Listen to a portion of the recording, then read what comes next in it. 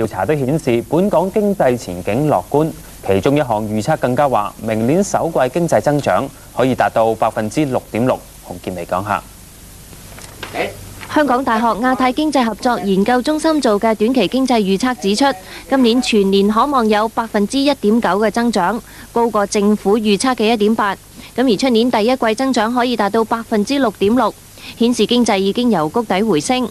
咁其中轉口貿易仍然係主要推動經濟嘅環節。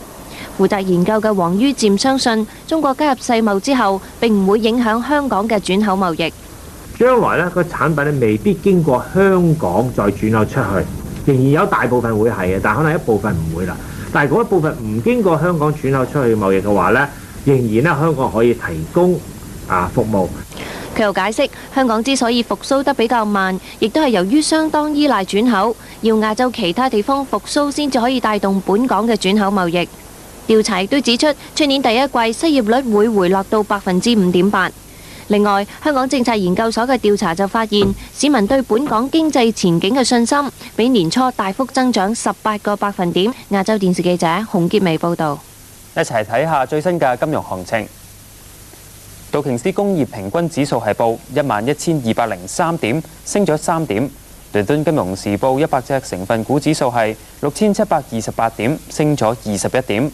恒生倫敦參考指數16,243點，升咗50點。